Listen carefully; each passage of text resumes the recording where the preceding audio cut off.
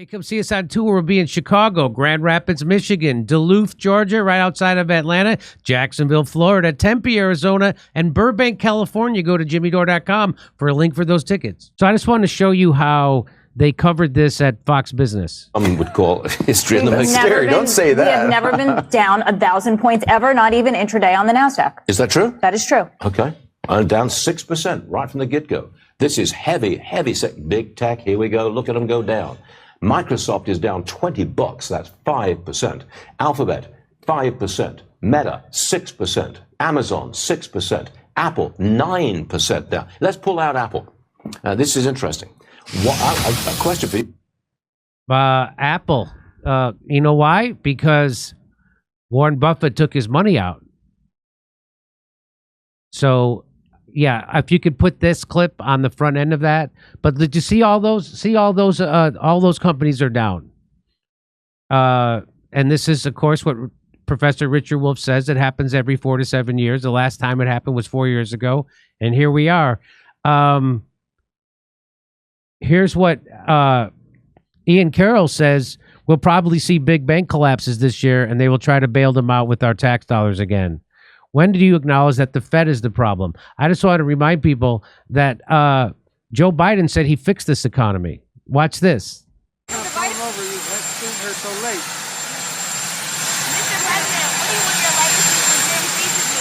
So they ask him, Mr. President, what do you want your legacy to be? And he's going to say, I fixed the economy. I cured the economy. I cured it. When are you going to go And on? the environment. He cured the economy and the environment. It's all cured. It's all cured. Warren Buffett, just a couple of days ago, sold like 50% of his stock in Apple. He now holds around $300 billion in cash, and his company has sold stocks like never before, including Apple. So what he's doing is he knows there's a crash coming, so he's getting rid of his stock. And he wants to have a lot of cash on hand so he can buy up a lot of stock at bargain basement prices. That's what that's about, right? Absolutely. And listen, Warren Buffett's a smart man, and most of you watching are just as smart as he is. He understands that if he releases the information a few days ago, which he is required by law to do, that he has dropped his holdings of Apple by 50%, it's a screaming signal. Get out of the market. This guy who knows what's going on, he's just gotten out. That's not a signal for people to jump in. That's a signal for people to say, whoa, time for me to pull back. And the irony is his action can control what happens in the market. He's got so much money, such as the $277 billion, that any which way he goes, drops the price of Apple because they can't find that many people to buy the shares that he's trying to sell. So he's what's called a market mover. He can move the market. Knowing what he's doing, of course, leads him and his associates, he's never alone, to understand that if he dumps Apple, down will go Apple, down will go a whole bunch of others, giving them the opportunity to take the money they got from selling Apple here and buy back twice as much of it for half the money, 3 days later, making a profit that will take him into $300 billion. It's becoming obscene.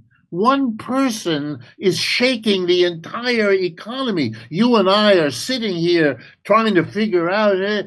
Meanwhile, he's sitting there having the 14th mint julep or whatever it is he drinks and making decisions that are overwhelmingly, look, that's not democracy. Giving some people that kind of power while the rest of us are spectators at our own economic decline, that's not a democratic economic system. Look, capitalism has been unstable from its birth. Every 4 to 7 years, the National Bureau of Economic Research, a government body, tracks them. Every 4 to 7 years on average, it crashes. That means you're going to have a bunch of them in your lifetime or my lifetime or Warren Buffett's. What kind of a system is this that we're either in a crash or worried about it? Every president wonders, is it going to hit and drive me out of office? Is it going to hit a little differently and put me back in office? It's a roller coaster. We're not children. We can work this out. We can manage an economy not to do this to ourselves. That's the horrible irony here. It isn't happening like hurricanes. It's something we can control.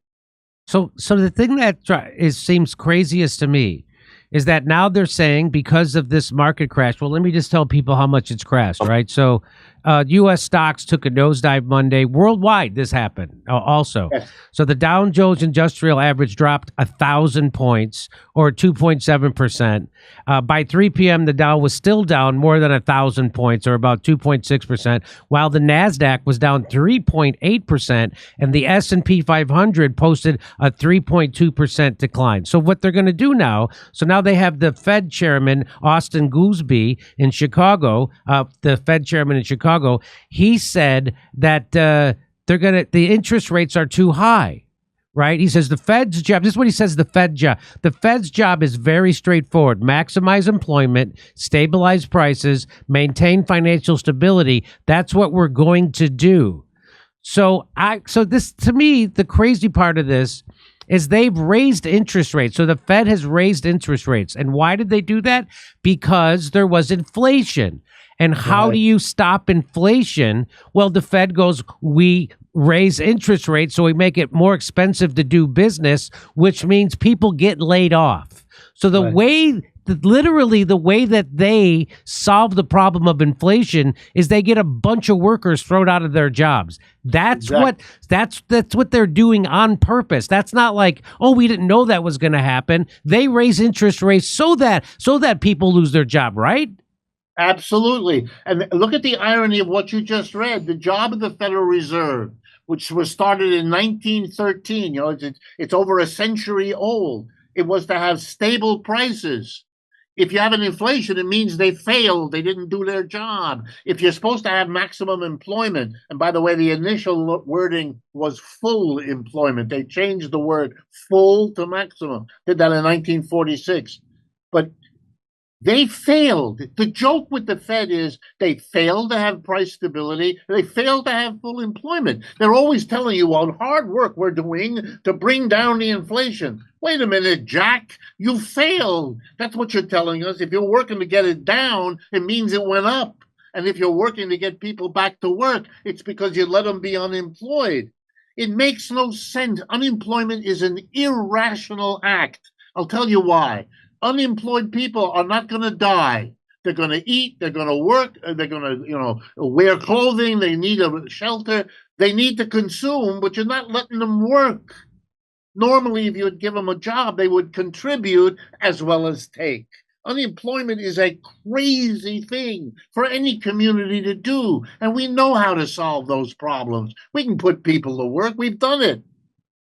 They don't want to do it because they don't want anyone to mess with their privileges at the top, their decision about how to solve a problem. And so they don't want any interference, especially not in a government which might be shaped by the fact it's one person, one vote politically, and therefore the mass of people who are not employers, their employees, might use their political power to undo an economic system that isn't working for them anymore. So when there's inflation like we've had, right? We had the biggest inflation in the last 20 years, and that was most of that, I'm going to guess, I'm going to ask you, was caused because corporations decided to start gouging their customers and inflating their prices, and corporate profits are through the roof. So wouldn't a smarter thing be, instead of throwing people out of work, to maybe take some of that money, some of that profit away from the corporation in some way? Wouldn't that make more sense if the Fed could figure out a way to do that? Yes, it's easy to do. It's called taxation. But here's a bigger irony, Jimmy. In 1971, we had a terrible inflation in this country, even worse than the one we just had. And we had a conservative Republican president, Richard Nixon. And on August 15th, he went on the radio and TV and he said, we got a terrible inflation. Here's what I'm going to do. He didn't raise interest rates the way we acted in the last 3 years, as if it were the most natural, necessary thing the world had ever seen. Nonsense. He said, as of tomorrow morning, if you raise your price, I'm going to arrest you and throw you in jail. If you're a union and you raise your wage, ditto, same thing. It was called a wage price freeze because that's what it was. It brought the inflation down overnight. I'm not arguing that we should do that, although I would favor it. I'm not arguing that. I'm arguing there's something wrong in a society that did that last time in 1971, and now, 40 years later, acts as if there were no question raising interest rates is the only thing, and that's what we're going. No discussion, no debate, no nothing. And you might enjoy it. I like to tell people because they find it funny. I got my PhD at one of those Ivy League universities, at Yale University. And at those days, the PhDs in economics were almost all men, but there were very few women. So we all knew the young women that were in our classes because there weren't very many of them. And when I went through Yale and got my PhD, I sat in the same room, listening to the same teachers, reading the same articles as one of the two women in my class, whose name was Janet Yellen. She knows. And yet I watch her up there giving statements, and part of me says, what happened? You get caught up in this. You don't think the way you're capable of. And much of what I say on my interviews and my program is what I've tried to say tonight. There are other and better ways of doing things. Let's be the creative Americans that we have a reputation for being. If something is outmoded and outdated like capitalism, let's face it, let's talk about how we can do better, and let's get to work doing it. I think the world will once again have the kind of respect it's not going to get otherwise. They say that the unemployment rate is now 4.3%, but you and I know they don't count their unemployment rate the way they used to in the 80s, right? That's right. They changed it different. So right now, this is bad for the economy. They say the last month, the Labor Department said that non-farm payrolls increased by 114,000 jobs, and the unemployment rate increased to 4.3%, worse than expected, and that's what's spurring a lot of this stocks crashing, right? But first of all, just real quickly, guess what stock isn't crashing? The weapons manufacturers. Okay, just so you know. All right, because that's the one thing we still make here in the United States. We still make the world's weapons. But what would you say if you had to guess? What is the real unemployment rate? I've had people on this show say it's somewhere around 15%, and some people say even higher. What would you guess if we counted it the way we did in the 80s? There have been some studies, and the basic answer is 2 to 3 times what that is. So instead of 4.3, I would say somewhere between 9 and 12%. If you count all the people who've given up looking, if you count all the people who are temporary workers but want a full-time job but can't get it, if you count all the people that are under the table, where there's no registration, they're not legally counted, but they're crucial, which in certain industries like fast food or construction is a significant part of the workforce. And then there's all the immigrants who are afraid to be counted because their status is shaky, and so they make a point of not doing it, which allows the employer to get away with not paying them or paying them under, all of that stuff is going on. You'd have to really be very much careful not to. These are the minimum numbers. They are not an adequate understanding of how many people there are who want to work, but for whom there is no job. And another funny thing they do every time they come out and say, hey, we added 114,000 jobs. About 2 or 3 months later, they come back and go, hey, you know what? We got that wrong. It wasn't that many jobs. It was way less jobs, right? They've been doing that now for almost 2 years straight. Am I wrong about that? No, that's correct. In fact, now every month, when they issue the data for that month, they tell you, here are the corrections for the 2 months before, and those can be very big, so you can get these headlines We did it great and low unemployment because the headline is what this month is. The headlines don't include the corrections from before, which can be bigger than the increase this month. So it's played with. It is played with by Republicans to make them look good, or Democrat, whoever has to defend these numbers massages them is the polite way of saying it. Well, so how do you have I've been predicting this coming. I took my money out of the stock market. I put it in gold. I didn't know where else to put it, and I put it in T-bills. My retirement money, right? I don't want to wake up one day and have my 401k be gone. I don't need to make money on my retirement. I just want it to be there when I retire, right? So, how bad? I feel like a genius right now when this is happening, because I've been saying they've been holding this economy together with duct tape and bubble gum because they wanted to get it to the election, and it's not making it, right? So now it's starting to tank. And do you think this is going to be as bad as 2008, or do you make those kind of predictions? You can't do it. I would urge you, if I start making predictions like that, don't listen to me. And if you hear anybody else do it, nobody knows. Every one of these is unique. The only thing we know is that this is a system prone, on average, every 4 to 7 years to do this to us. The last big one was in the year 2000 when the pandemic hit. We had a terrible 2020. 2020, sorry, yes. So we're now 4 years, right? We're at the beginning of the averages kicking in. So my advice to anybody who asks me is, at the very least, be extremely cautious, because this is a situation in which you can lose your shirt. You know, you said 3%, 4%, that's all correct. But there were specific stocks and groups of stocks that did much worse. If you happen to be invested in those, you are really in trouble now. And people who want to change the Social Security system to make it stocks and bonds, you could lose your entire retirement. Don't do that. That's a safety. You know, be caught up in capitalism is to be caught up in a fantasy that things only go up. They don't. They go up and they go down. And you better be aware of that. Otherwise, you'll make unbelievably dangerous mistakes. So my advice is go buy Raytheon and put your money in war and death. And big pharma, too. And big pharma. We have a death economy. And anyway, everybody should check out your new book, Understanding Capitalism. And where can they get it? Best place is to go to our website, democracyatwork.info. And you go there and it'll tell you how to get the book and all the rest. Okay. Professor Richard Wolff, I appreciate your time. It's always great to talk with you. And congratulations on the book.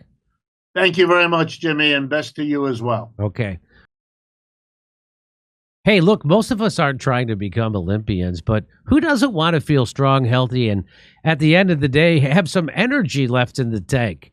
But that's not happening without good nutrition. So that's why lots of people, including me, should take Field of Greens.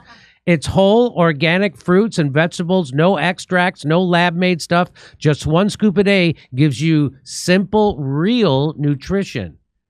Field of Greens feeds your body with fruits and vegetables medically chosen to support your health, your heart, your vital organs, and your immune system. Here are just some of the differences people feel when they take Field of Greens. They have steady energy throughout the day, no afternoon crashes, better sleep, and even their stomachs feel better. That's true. Field of Greens is our go-to for getting the nutrients we need, even on those bad eating days. I'm sure you'll love Field of Greens, but if you don't, you can return it for a full refund. Who does that? And I got you 15% off your first order and free rush shipping. Visit fieldofgreens.com and use promo code Jimmy. That's promo code Jimmy at fieldofgreens.com.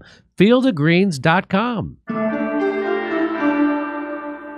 Hey, come see us on tour. We'll be in Chicago, Grand Rapids, Michigan, Duluth, Georgia, right outside of Atlanta, Jacksonville, Florida, Tempe, Arizona, and Burbank, California. Go to jimmydore.com for a link for those tickets.